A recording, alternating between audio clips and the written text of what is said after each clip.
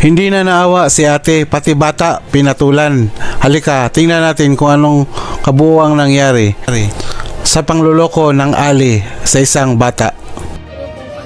Bakit? Mukha ba akong mandarambo? Opo. Pabili nga. Ano po? Ay, teka muna. Pwede magpa-cash in? Pwede po. Ha? Pwede po. O sige, 5K? 5K. Oo. Sige po. Ano po number? Ano niya eh, ano? 0, 9, 4, 6, 7. Kasi baka bagal po, bagal. O sige. 0, 9, 4, 6, 7, 6, 2, 1, 5, ano ba to? 4, 1, tapos Papa B. Parang galit ah. 5K. 9, 4, 6, 7, 6, 2, 1, 5, 4, 1. Papa B. Kasi Oo. po. Ha? Pakasin. 5K. 5K po? Oo. Sige po. Pera po. Ha? Pera. Ano? Bayad po. Bayad? Apo. Ngayon na? Apo. Ngayon na? Apo. Ah. Teka lang ha. Saglit. Oh. Ha? Oh. Hindi ko po, Oh. hindi ko po muna yan may paprocess hanggat hindi mo po nababayaran muna yung 5K. Bakit? Wala kang tiwala? Ano ko naman? Opo po. Ano ba yan? Teka muna. Ah. Hindi ko po muna ipaprocess hanggat hindi ko po wala ka pa po nilalabas na pera. Saglit. May kausap ako.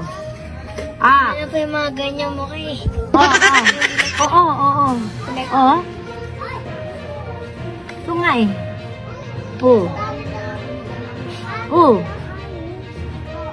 Baka pwede, ano Bayad yun? po muna bago po i-process.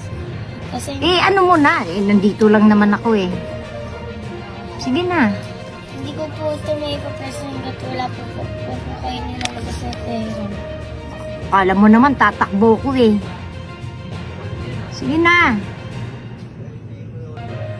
Malaki pa naman po yung 5K. O nga eh, dito nga, anuin ko Madami lang. na nga po naka-scam sa Ha? akin eh. Madami na po naka-scam sa amin. Hindi, saglit. Kasi Oo. po nakita ko na po yung mga ganyang mukha eh. Parang hindi na parang hindi mo nakakapagpatiwala eh. Pupunta ba ako rito magpa-cash in kung ano? Magkaharap tayo, imposibleng di mo matandaan mukha ko. Labas din po muna yung pera. Teka nga hindi ba talaga pwede? Hindi po eh. Ano ba yan? Para ka namang walang Kasi po mga siwala. ganyang mukha po hindi na po parang hindi po pwedeng pagkatiwalaan. Ano na, kailangan ko eh. Ano ko naman pagka ano. Pera po muna. Yung bayad po muna. Kasi hindi ko po may ipaprocess hanggat wala pa pong bayad. Ganon? Ang higpit mo naman. Naghihirapan po kasi yung pera eh. Ganon pala ka ang higpit nito. Ba yan? May pera ka po ba? May pera ako dito sa bulsa ko. Ilabas niyo po muna. Madali lang po yung gawin. Ikasin mo muna. Alam na po namin yung mga ganyang style kasi. Ikasin mo muna, mabilis Yung scam naman na eh. rin po ako ng ganyan klase. Yun lang eh, magkaharap tayo rito eh. Pag na-ikasin mo na. Hindi po pwede eh. Pinagbantay lang po ako dito eh. Ganon? Baka magalit sa akin yung dati ko tsaka mahal ko eh. Talagang hindi pwede? Hindi po talaga. Talaga? Hindi po. Ay, sa iba na lang ako magpapaano. Okay lang po. Okay lang. Marami ko na. Labas po muna kayo ng pera kung gusto niyo po dito magpapasok. May pera nga ako rito. Labas niyo po muna. Napakasigurista mo Alam na po naman. namin. Alam na po kasi namin yung mga ganyang style eh. Ganon? Opo. Ba't akala mo naman mandurugas ako?